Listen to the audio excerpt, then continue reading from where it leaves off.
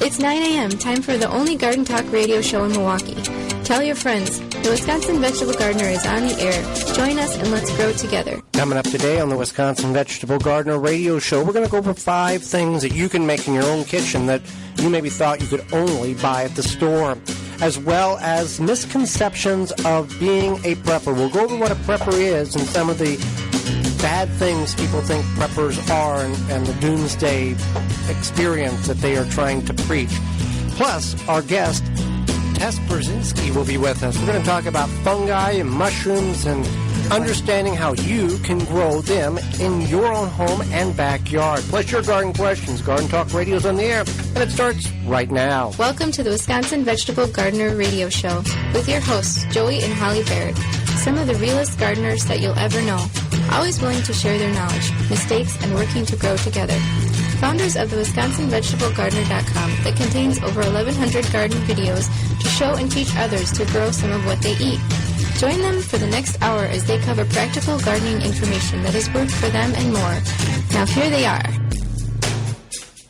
It is the Wisconsin Vegetable Gardener radio show on WNOV 860 AM and FM 106.5 in the city of Milwaukee. So glad you have taken some time to join us on the program. I am your host, Joy Baird. Beside me is my wife, co-host, best friend, and gardening partner. There you are. Hi, Baird. You can reach us in a couple of different formats.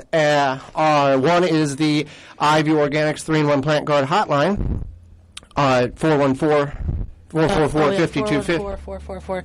444-5250. Ivy Organic 3-in-1 Plant Guard naturally protects plants against damaging sunburn, insects, and rodents, protects newly installed plants and trees, shields, prune, and damaged surfaces for use on your roses, fruit, nut trees, ornamental trees, and shrubs. This product is non-toxic, environmentally safe, and organic. You can visit ivyorganics.com for more information, or you can call, like Joey said, with any of your questions or comments during the show at 414-444-5250.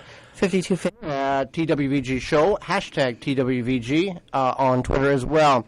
So we're going to get into the program here, and we're looking at items here in which you can make in your home. Many people think that a lot of stuff at the grocery store or the big box store, whatever you want to call it, are items that have to be made in massive factories or big facilities in which you can't make it home. There's a chemistry procedure there, and they put it in a can, and you bring it home, and you have it. But there are magic, mm-hmm. Yeah. But we're going to go over 4 different items here in which you can make very five that you can make very, very easily in your own kitchen with just some minimal amount of knowledge. It's not like you have to have a degree in science in order to accomplish these items here. Right. So, well, let's start with a very one that's we can do pretty much any time here because fall's around. It's raw cider vinegar. Right, and this you can make with apple scraps, pear scraps, or pineapple scraps. So you're most likely going to make it with apple or pear at this point. Maybe pineapples usually get cheap in like January, so maybe you could try it then too. But basically what you're going to take, you can use the whole apple, you just have to cut it up, but typically what you're going to do is you're going to use the scraps. So say you're going to make some applesauce or an apple pie or something, you would take the scraps, so the peels and the cores, and what you do is you make your own fermented vinegar. So like you can find, a lot of people are using raw apple cider vinegar, so this is that same thing. There's many uses for it, but you can make your own. Yeah. And again, you can only do this with 3 different items: pears, apples, and pineapple. And it's a pretty straightforward process. It takes a few weeks. First, you take your scraps, you put water, and you want to use either a filtered water or non-fluoride water. So, we use well water. We use well water. But if you have city water, you're going to have to either buy some distilled water or filter your water because you don't want that. Some of the stuff that's in the city water, and that's okay. So you put it in a jar. We use half-gallon mason jars. You put some sugar, and there's recipes online, and we have, I think, a video on it. A couple of videos, yes. And some sugar, and then if you have some raw vinegar, maybe you have some in the house, or you have some that you made, you can add some of that too to kind of get the process started. If you don't, it's okay. Yeah, it's considered a starter. It helps jumpstart the procedure, so it maybe accelerates your time, a couple of days in the long run. Right. So then you let that sit for about a week, and you want to stir it. Then every day, so stir it every day, and you want to put like a coffee filter or something on top so that it can breathe, but so that bugs don't get it. Right. So that's one thing in which you can do. And then it's pretty straightforward after that. Tea, you can make your own tea. So if you grow herbs, like we grow lemongrass, because I think it's pretty, but also because you can make tea from it.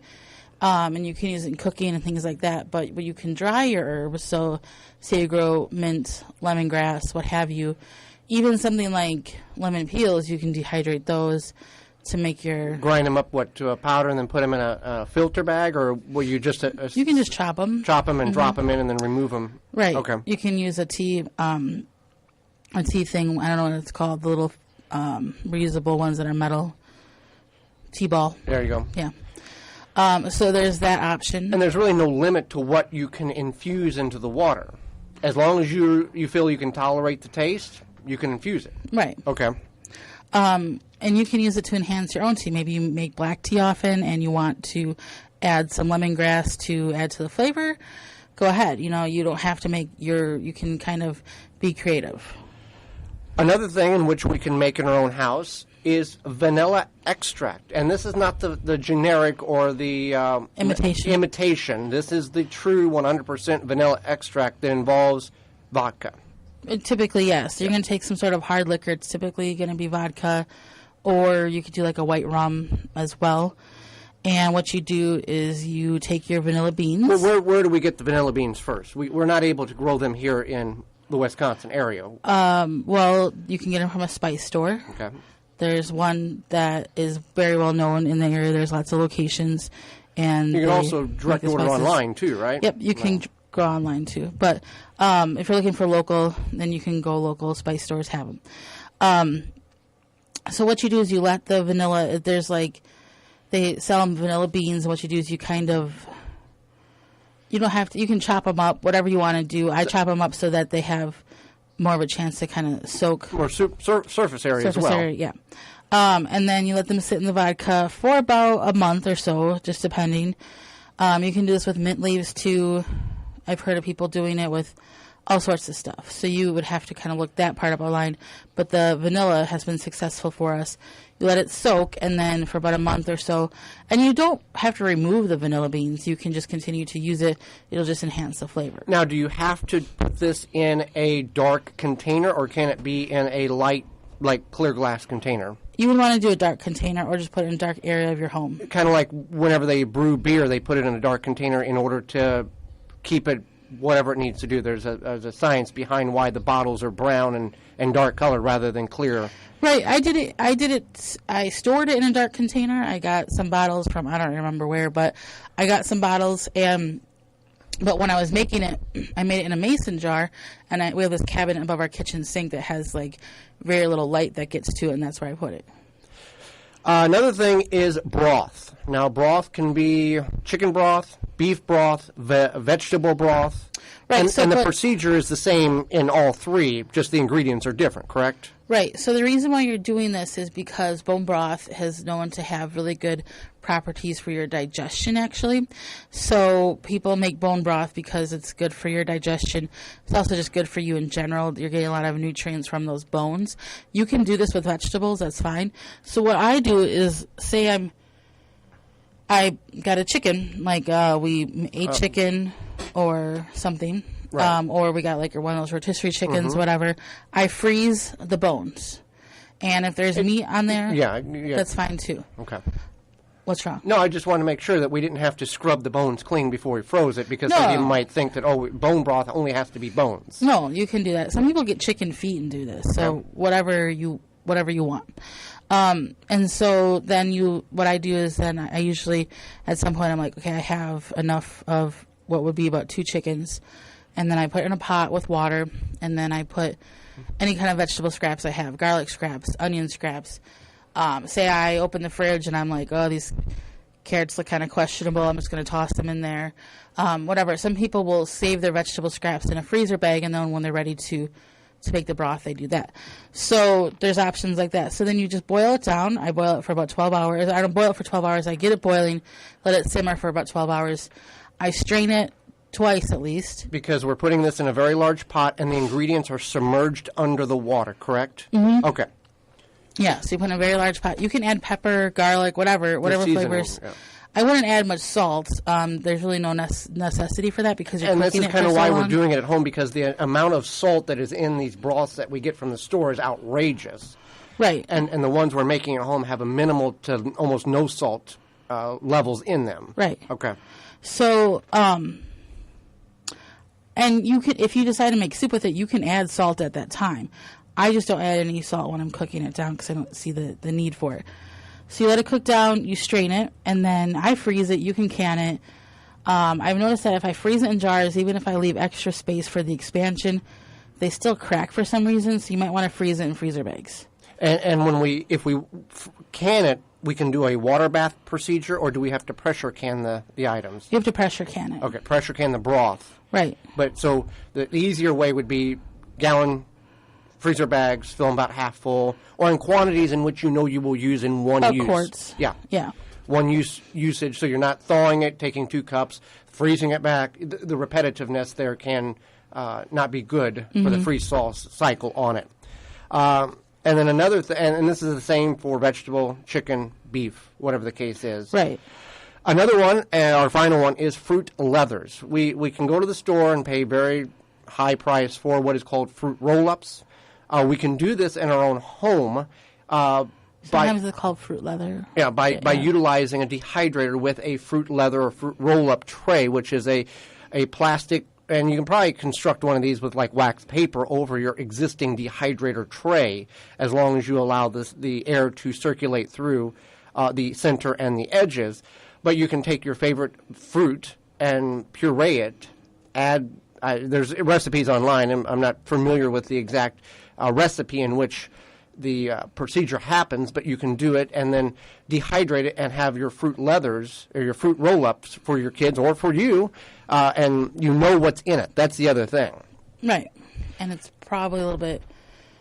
It's better for you typically, especially because if you use something like strawberries, you're not going to strain the seeds, so you'll have those seeds, which is good fiber for you. Yeah, so if you, raw vinegar, tea, vanilla extract, broth, and fruit leathers are some things in which maybe you thought you could only was able to buy at the store, but we can also make them in our own home. Well, when we come back, we're going to talk about preppers, the misconception of preppers. If you don't know what a prepper is, we'll go over that, and there's some things that people don't like about preppers right after this.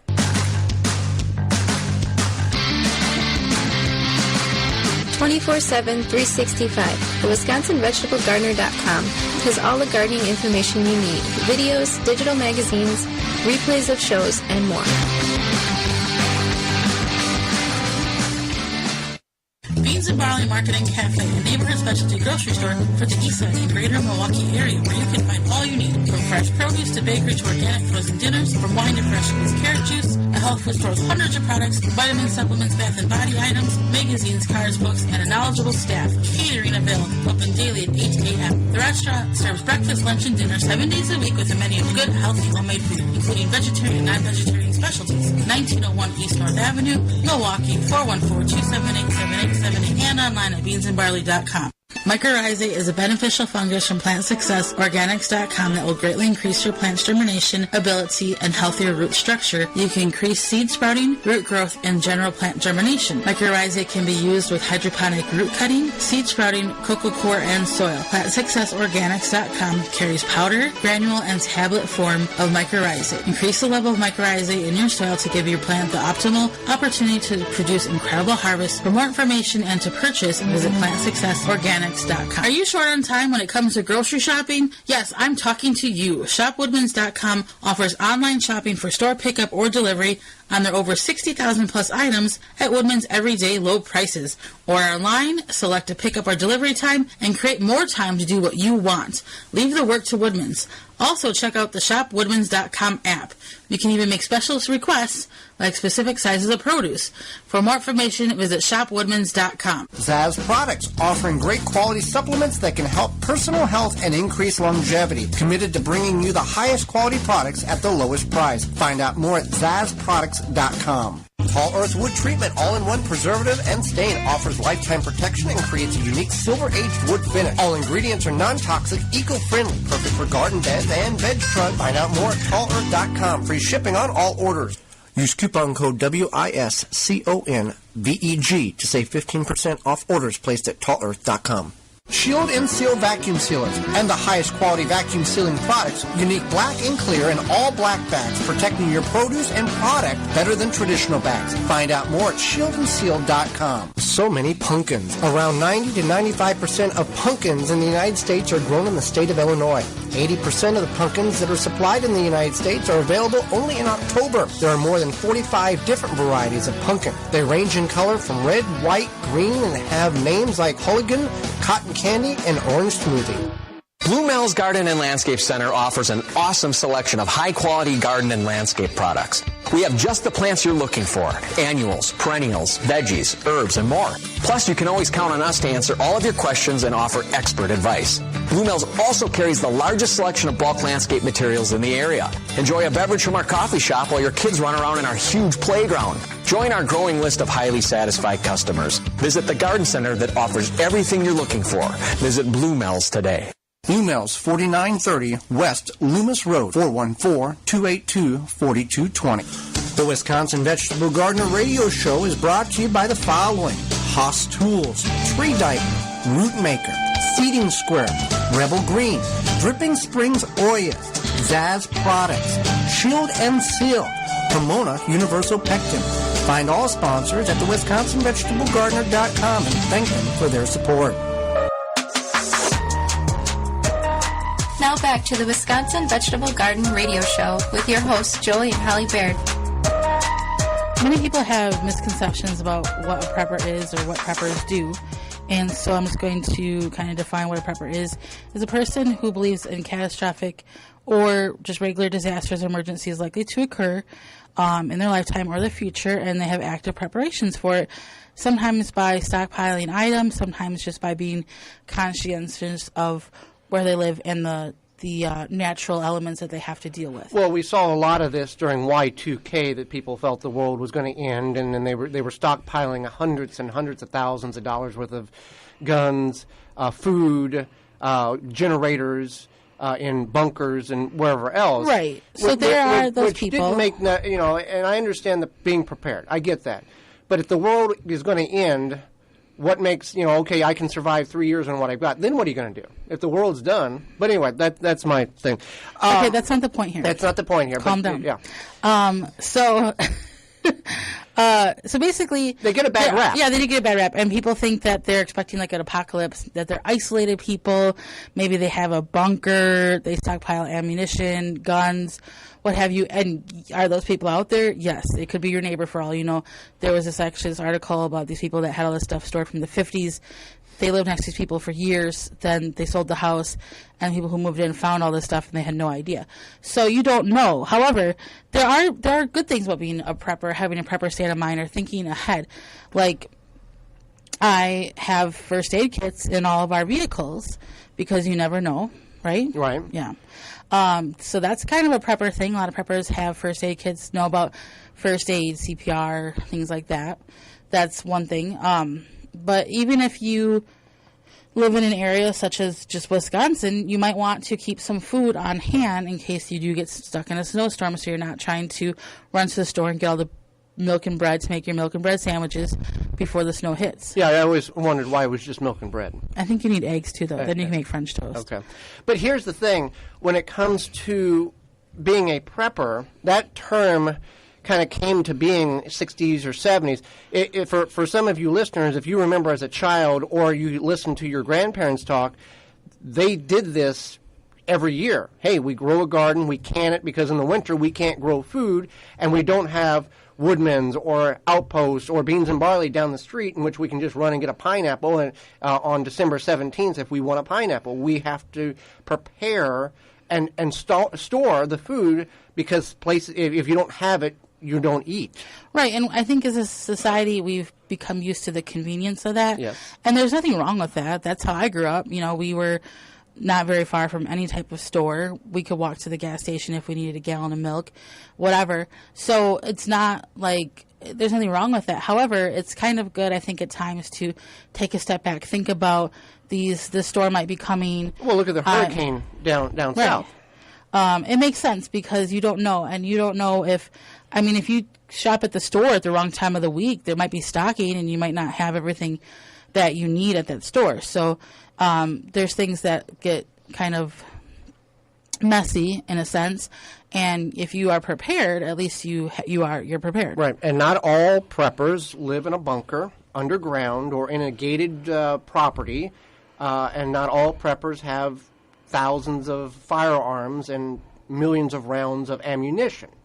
There are some individuals that do fall into that category, but a typical prepper is somebody who is just kind of vast in a lot of different areas of, hunting and fishing and preserving and gardening and mechanical maintenance. Kind of a one-all-fit-all type of individual who understands, they know a little bit about a lot of things. Like you. Well, Are you a prepper? Do we have a bunker? We don't have a bunker, no. You're not telling me that? No, we do not have a bunker. Okay. And you don't need a bunker to be a prepper. I know. But it's something definitely to think about is... And you don't have to be isolated either. No. But that part does sound nice sometimes. Sometimes, yes. Yeah. So it's something to think about is how... Maybe not necessarily how you're going to store food for the next 4 years or whatever. Zombies are going to come knocking on your door or whatever occurs. But it's good to kind of think about, okay, well, winter's coming, right? So, and you don't have to be a prepper in order to have, like, an extra shovel in the back of the car, a blanket. That's just sometimes common sense to have. Right. And sometimes it's just something that you do because that's how you've lived in this region for a long time. You just kind of are aware of that type of thing. And just because you are prepared and conscientious and thinking about what elements you may have to deal with does not make you a prepper. Right. No, well, it doesn't make you a prepper, but preparedness is important in whatever realm that you're doing, just like us. We don't live in a bunker. We don't have firearms. We don't, have 10 years' worth of food stored up. But we look ahead and we plan. Okay, yes, we have the convenience of going to the store, just down the road if we need to. But if we prepare and we grow and we can, there is an upfront cost for the equipment in order for that to happen. But in the long run, that now jar of pasta sauce that is how much at the store is now pennies on the dollar because we can 12, 15, 20 quarts of that with the abundance of the harvest that we have. Now, you can't live off pasta sauce for the year, but with that, including other canned items, can sustain and greatly reduce your bill for groceries. You're preparing in that way in order to save money, as well as you see. Aside from food, people also always assume situations. So, like, for example, I cut my finger actually chopping vegetables one morning for my lunch, and I didn't realize how bad the cut was. It's healing or whatever. I mean, it wasn't deep or anything, but it was kind of gnarly. And so I put a Band-Aid on it, and I assumed that if that Band-Aid got weird during the day from washing my hands or whatever, that the first aid kit at work would have Band-Aids. So I made that assumption. I work for a very large corporation. I'm guessing the assumption was wrong? It was wrong, okay. Right. So because, and I work for a large corporation, you think would be on top of it. Their first aid kit would be well stocked. Well, no. So I felt glad that I had Band-Aids. I have a little first aid kit in my car that had Band-Aids and whatnot in my car so that I could keep my situation covered during the day. But so you kind of have to think about that, not saying that you need to run out and get a first aid kit for your car, but think like, okay, maybe you shouldn't rely on... You may have the items in your house already. Right. So maybe you shouldn't, just put some Band-Aids and some junk in a baggie and put it in your glove box. Like, just kind of think, like, you know, maybe I'll be on the road. I might need a Band-Aid if you got kids. Kids are always scraping themselves and stuff. So it's kind of good to think about those type of things. Right, and another way in which we can prep, not so much in the let's build up the stockpile of laundry soap and food and all that, but it's also, you can save money by couponing too. That's kind of a form of prepping as well. You're saving money by getting items in which you will need. Does anybody really need 50 bottles of mustard, though? No, I'm just saying in general you can... Like maybe a couple extra toothbrushes or something? Right. Yeah. And there are people, and I know people who fall in the category of prepping, and we follow them on social media, and they can be very out there with their post about, I'm preparing for this, or this is going to happen, or the government is this. You know, you've seen the very outlandish remarks, and maybe there is some validity to some of those comments. But many people think, based on those criteria in which they post, those individuals might be a little not all there. I don't know if I would say that. Some people do feel that way. Well, yeah. And with everybody's preparedness, there is a certain level in which they've said, okay, I have this goal, and if this happens, it may be a crazy belief, but if it happens, I am ready for that event if it occurs. Right. So, exactly. And that's on you. You know, if you feel that that's something you want to do, that's fine by all means. I mean, some people probably think we're crazy because we grow a huge garden or whatever. So it just kind of depends on your perspective. But I guess you need to look. Yeah, you need to look and see. You know, having just a couple of days of food is not a bad thing. No. To be prepared for. Right. Especially because... No matter where you're at. No matter where you're at, because, like I had said, you go to the store on the wrong day, they're stocking the shelves. What if that truck didn't come that week? Typically, a grocery store has about 1 to 3 day of fresh produce on hand. Right, I'm not talking about fresh produce. I'm talking about just canned goods, items or shelf-stable items, non-perishable, whatever. Even in the freezer section, like a lot of times... there is a low amount of items. So if you think about that, we are very dependent on those trucks coming on time, those shipments coming on time. So being a prepper is not a bad thing. It can be to a number of different levels or extremes. When we come back, we're going to talk with Tess. She is all about growing mushrooms, and we're going to understand, or I'm going to learn about mushrooms and fungi and all of this other stuff, and about growing mushrooms in your home and in your backyard right after this.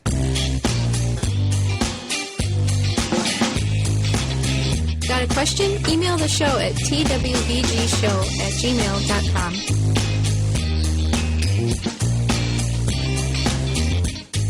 Garden seeds do not have to cost a fortune, just 99 cents at migardener.com.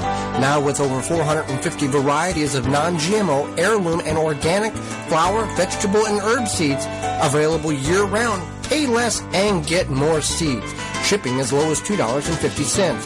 That just makes sense. Go to migardener.com for seeds and garden needs, tools, and special blend fertilizers. migardener.com. It's that simple. Family owned and operated. Hoss Tools wants to help you grow your own food. From seed starting supplies, hand tools, drip irrigation, harvesting equipment, and a complete line of all-natural pest control solutions, they've got you covered. Keep your garden weed-free with their time-tested, American-made wheel hose that are built to last a lifetime. And their precision garden seeders have proven design for planting a wide variety of seeds. Hoss Tools has what you need to get the most out of your growing space, large or small. Free shipping and outstanding customer service. Shop online or request a free catalog at hosstools.com. The number one key to healthy, productive plants are the roots. Starting from seed to full-grown plants, rootmaker.com has the answer. From seed starting trays with an innovative design that air prunes the roots, creating a fabulous root system, never again will you have root-bound plants, to multiple gallon grow bag sizes to raised beds. Rootmaker.com has your grow needs covered. Visit rootmaker.com. Rebel Green, responsibly made natural products that are good for you and the environment. Made in the USA, plant-based, vegan, and always toxic-free. Find out more at rebelgreen.com. Use coupon code WIVEG15 to save 15% off your next purchase at rebelgreen.com/shop. Root Assassin, a garden tool that does all the root functions with its advanced shovel that has serrated edges on both sides. Find out more information at rootassassinshovel.com. Purple Cow Organics quickly and naturally increases the uptake of nutrients and water to your plants with their new bioactive vegetable supercharger designed to meet the unique needs by helping the living organisms in the soil help plants uptake the nutrients more quickly through their roots and leaves. Find out more at purplecoworganics.com. The Wisconsin Vegetable Gardener Radio Show is brought to you by the following: Flame Engineering, Eco Garden Systems, Bobex, Plant Success, Beans and Barley, Am I Gardener, Outpost Natural Food Co-op, Root Assassin, Manure Tea, The Gardener's Hollow Leg. Find all sponsors at the WisconsinVegetableGardener.com and thank them for their support. Now back to the Wisconsin Vegetable Garden Radio Show with your hosts, Joey and Holly Baird. Well, whenever you want to win money or you want to get free money, you can certainly do that by going to Blue Mail's Facebook page. And Holly, you've got the details about this. They've got a giant pumpkin in which you can guess the weight on, one guess per person, and if you are the winner, you receive a $50 gift card from Blue Mail's Landscape and Garden Center. Yep, so until October 30th, you can submit your guess on the weight of Johnny 5. That's a giant pumpkin. Right, so you can't do this on the Facebook page. You can find out the information on the Facebook page, but you have to go to the Cook's Nook, which is in Greendale, at 5676 Broad Street, and you can put your guess on this giant pumpkin and win the gift card from Blue Mills. So free money if you're good at guessing giant pumpkins. Now, I think one of the giant pumpkins, and maybe a new record for North America, was 2,520 pounds, something like that, over 2,000 pounds. I don't know if that's the size. This one doesn't appear to be that ginormous. But it's free money. Take a guess. And then you can get a lot of items either now or later at Blue Mills Landscape and Garden Center. They have their fall decor. They've got their pumpkins. They've got their kale. Mums. They've also got 40 plus varieties of landscape materials: sand, gravel, wood chips, compost, Purple Cow compost, and a variety of different formulations. Is that right? Landscapey stuff. Mm-hmm. And now's the time to do it. The weather's cooling down. You can get out. You can fill the holes up in the driveway, in the lawn, mulch around the plants. Where can we find Blue Mills Landscape and Garden Center at? They're at 4930 West Loomis Road in Greenfield, bluemills.com, or you can call 414-282-4220. They're just south of Layton on Loomis Road. Well, Holly, let's go to the IV Organics 3-in-1 Plant Guard hotline and bring in our next guest. Now, Tess Burzynski is the founder, head educator, and cultivator at the Fungi Freights Urban Farm and Environmental Studio. She's well educated in science and many things, and she continues doing research on Mycorrhizae in the city of Detroit, and she's an environmental project manager. Welcome to the program. Hi, thank you very much. Well, thank you for taking time out of your day to teach all of us, Holly, myself, and all of our listeners, more about mushrooms. Of course, I'm glad to be here. Thank you. Well, Tess, the first thing is, are mushrooms classified as a fungi, or is a fungi a different classification of mushrooms or something else? So the answer to this question actually is all mushrooms are fungi. However, not all fungi are mushrooms, because mushrooms are considered the fruiting body or the reproductive system of the fungi itself. So it's kind of like an apple on the tree. Interesting, yeah. Now, growing your own mushrooms, is it easier than many people realize? I know we've seen kits at the garden center. We've seen the little spore things. You put in the logs. You put in the logs. Is it as easy as the as videos and pictures portray it to be? I would think so. I mean, there are complexities that come along with it. I think people just maybe are a little intimidated because it's something so unfamiliar. It's not just like your average gardening of vegetables. You don't see it all the time. But if you just, do a little bit of research and reading, I think it's a concept that's easily enough to grasp to do it on your own. So growing mushrooms is far different than planting a tomato. There is some environmental conditions in which a mushroom needs in order to grow correctly. Can you go over some of the criteria in which, if we're going to grow them, let's say in the backyard, in a log, that what we need to know before we go buy spores and drill them into a log? Absolutely. So they do sell, it's called a plug spawn, and it's an already inoculated dowel rod, and that's what you would use to inoculate a log. However, yes, there are some conditions, moisture regimes and temperatures to correctly grow the mushroom. So you kind of want to have it elevated off the ground, maybe against a shed. Keep it moist, watering it, the log, like every couple weeks. You want to keep moisture within the wood itself so the mushrooms have enough moisture to grow. And keeping them kind of relatively warm, they can survive throughout the winter. And then it takes about a year for them to fruit out of the log. So there are some things to keep in mind, and there's a lot of books out there on cultivation that will go over it thoroughly. Okay, can we, I don't know if you're on speakerphone, but if you are, could you take us off? There's some feedback. I'm actually not on speakerphone. Oh, okay. Now, I want to go back to what she said about the inoculation. Now, for people who are unfamiliar with that term, does that mean that the spores are in a state in which, in the proper conditions on that dowel rod, that they will sprout, or what does inoculated spores mean? So yeah, they are already the spores have already gotten to their vegetative structure, which is mycelium. So the dowel rod will actually contain mycelium, which is a vegetative form. It's kind of like the root structure of the mushroom itself, and so that's already in that state. And inoculating means just inserting it into the log itself. From there, it will spread through the log and eventually fruit.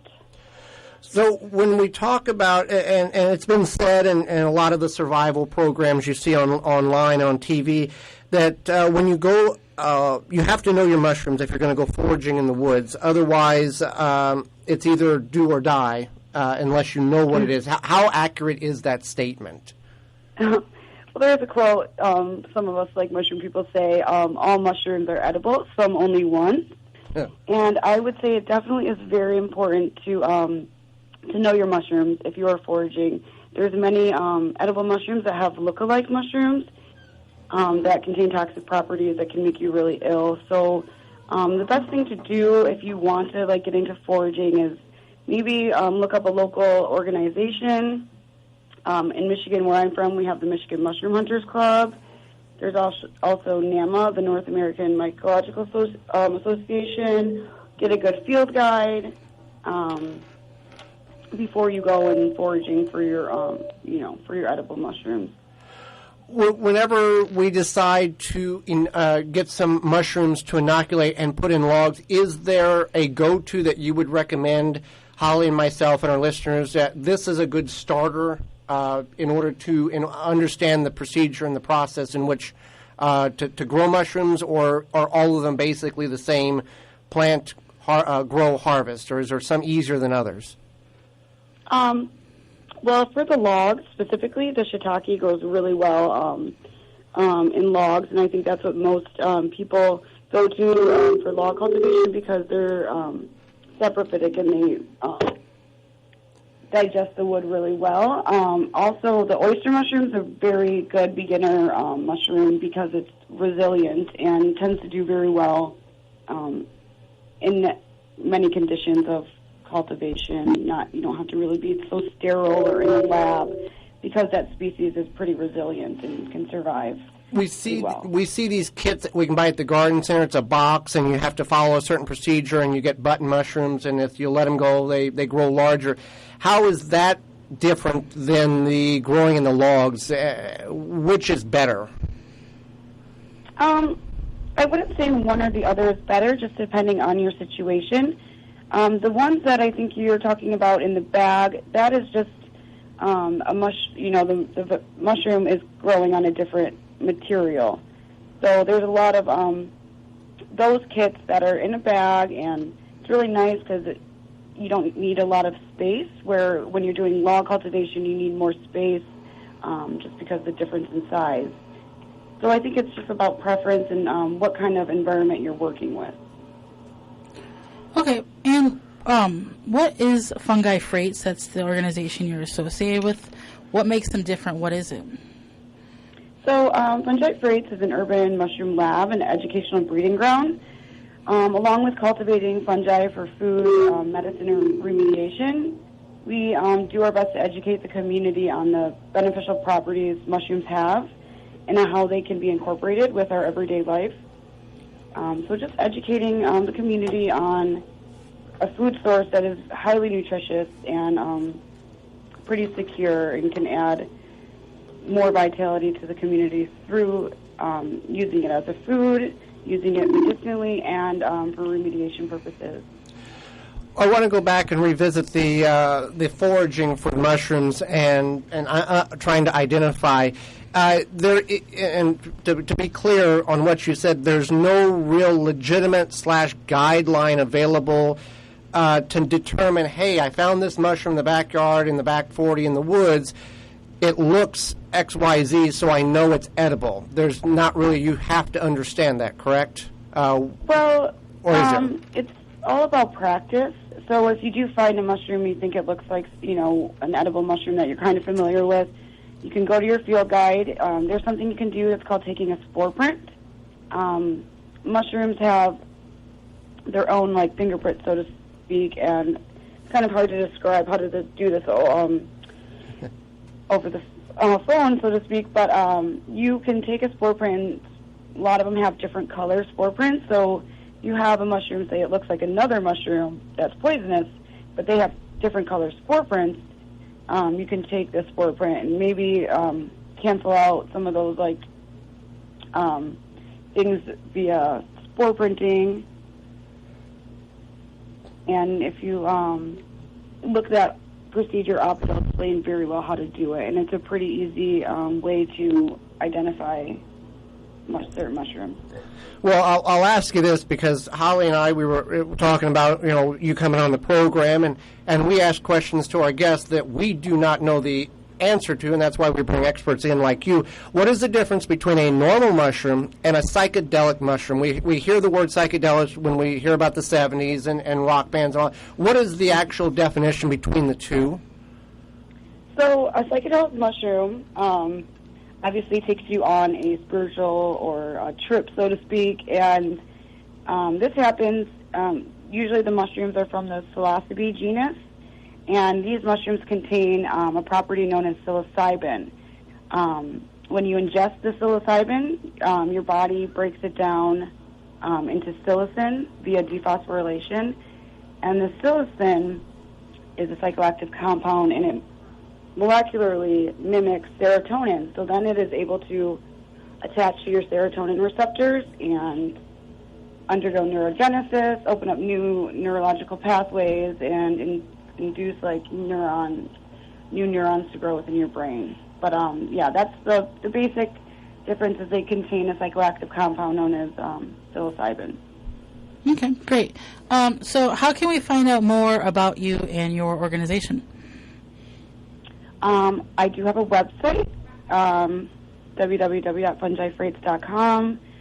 I'm on Instagram, the social media, Instagram, Facebook. If you just type in Fungi Freights, it should come up. And I'm also working on a Kickstarter right now. I just launched a Kickstarter to kind of kick this community educational breeding ground into play. So I have that fundraiser going on as well. Well, Tess, we greatly appreciate you taking time out of your day to educate Holly, myself, and all of our listeners on mushrooms, fungi, and understanding how we can grow them in our own home and on our own property. Absolutely. Thank you so much for having me. Absolutely. And when we come back, it'll be your garden questions and our garden answers right after this. If you have a gardening question, now is the time to call in on the ivorganics.com 3-in-1 Plant Guard hotline at 414-444-5250. Pomona's Universal Pectin is high-quality pectin that gels reliably with low amounts of any sweetener. If you're trying to reduce the amount of sugar in your diet, you'll love Pomona's Universal Pectin. Now you can make healthy homemade jams and jellies sweetened to your taste. You can use sugar, honey, or any alternative sweetener you'd like. Pomona's Universal Pectin keeps indefinitely when stored in an airtight container. Easy to use, versatile, and comes with directions and recipes in every box. Find out more and where to buy at PomonaPectin.com. Available at most natural food stores and online. Do you have a problem with deer or small herbivores eating your vegetation? There is a natural solution that is safe for your pets and family. Bobex is the answer. An environmentally friendly solution to protect your plants, will not wash off, and is guaranteed. Bobex Deer was independently tested against 9 known competitors and rated 93% effective, second only to a physical barrier. Bobex can be used on all types of ornamentals, trees, and shrubs. Ask for it by name at your local independent garden center. Find out more, visit bobex.com. BOBBEX.com. An Oya is an unglazed porous clay pot with a short neck and a wider belly. Bury your Oya neck deep in your raised bed, container, or ground garden and let the Oya do your watering by releasing water as needed. How? By soil moisture retention for all you techies out there. This is an eco-friendly, efficient, ancient way to water your plants using up to 70% less water than other irrigation methods. It saves you time and is easy to install. Find a retailer through DrippingSpringsOyas.com. Smart watering, easy gardening. Flame Engineering, home of the Weed Dragon, the perfect propane torch kit for home and garden use. For killing weeds, no need to pull or spray. 100 other uses. Find out more at flameengineering.com. The Gardener's Hollow Leg, the debris and harvesting bag you wear, comes with its own belt attachment, perfect for doing light pruning, weeding, harvesting on the ground or on a ladder, and many other uses. Find out more at thegardenershollowleg.com. Save 10% by using the word veggies at checkout. Blue Mel's Garden and Landscape Center offers an awesome selection of high-quality garden and landscape products. We have just the plants you're looking for: annuals, perennials, veggies, herbs, and more. Plus, you can always count on us to answer all of your questions and offer expert advice. Blue Mel's also carries the largest selection of bulk landscape materials in the area. Enjoy a beverage from our coffee shop while your kids run around in our huge playground. Join our growing list of highly satisfied customers. Visit the garden center that offers everything you're looking for. Visit Blue Mel's today. Blue Mel's, 4930 West Loomis Road, 414-282-4220.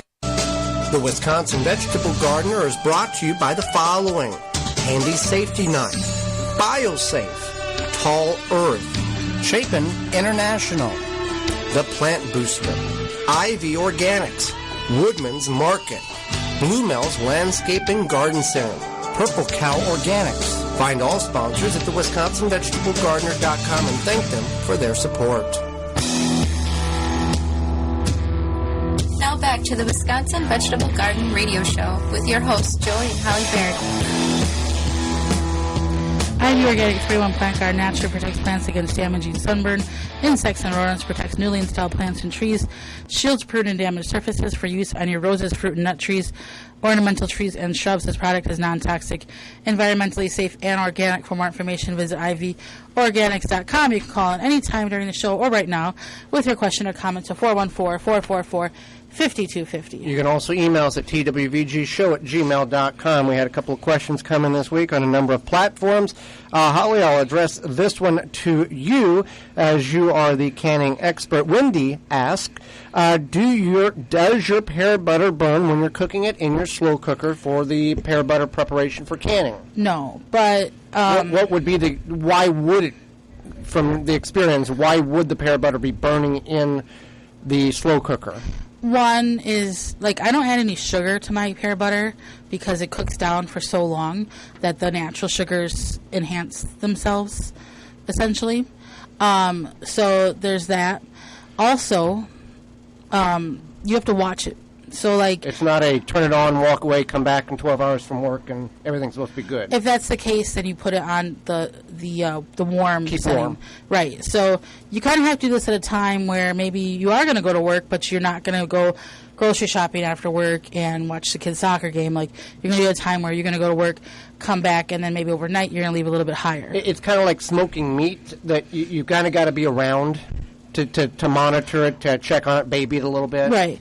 If it's also if it's burning because maybe it's lost a lot of water, and now it's ready to can, so maybe you're overcooking it. But now, whenever you process the pear butter, you want to not leave the lid on. No, you want to vent the lid somehow. So either offset it, take some tin foil, make like little tin foil tents for it so that you can offset the lid. It vents out. It vents out, right. Let's see, another question we had is, could you add stock cubes to the salsa before water bathing it, or is it better to do that when you're using it before you eat it, or in another dish? Thank you so much. Does that make sense? No, it doesn't. I don't know. I mean, does the question make sense? No. Okay. The question makes sense. Okay. But I don't know why you're adding stock to your salsa. Okay. Not sure what that's about, but that's okay. So what you would want to do is, if you want to add a stock cube to your salsa for whatever reason, or maybe some sort of stock flavor, you do that after you can your salsa. So you can your salsa prior to consuming it. Okay. Yep. So you can your salsa, then you would add this stock to it after you open it, after it's been shelved. And this is the procedure on any canning item. You add your seasonings at the time of meal preparation, not in the jar prior to canning. I mean, that's a standard rule. I don't know. No, because that's not what's going on. Okay. If you're making salsa, you can add seasonings. But you need to be the raw ingredient. You don't need to add the salsa's the package. Right. But that has the emulsifiers in it. Right. So you want to add, like, say you're making salsa, you want to add like cilantro, but pure cilantro, Right. or garlic, but pure garlic, not like a mix. Right, and that's where people have issues when they use like those. When you go to the pre-made grocery store and you look and see all those packets in the baking aisle or cooking Just keep aisle. walking. Yeah, keep walking. Go to the pure spices themselves. Okay. Another question here. Jennifer wants to know, growing okra, she also grows climless, spineless okra, as we do. Do you strip the bottom leaves of your okra so it shoots up, or do you let it bush out normally? Now, we are successful at growing okra here in the Milwaukee area. We don't grow it prolifically because Holly doesn't like it. We have dehydrated it, and that does take a lot of the sliminess that okra is known for out of the harvest, or out of the spear, the okra itself. We grow 2 or 3 plants a year just to grow it and have a little bit to eat. We do not trim anything of the plant. Now, this is something, down in the southern parts of the United States, Mississippi, Alabama, those places, you can see photographs of okra 8, 9, 10 foot tall and have 20 or 30 or 60 okra pods ready to harvest off of them daily, it seems like. Ours gets, last year we had some get 5 foot tall. This year they're about 3 foot tall. Of course, we're growing them in the same spot in which they were last year, so we found out to be a no-no.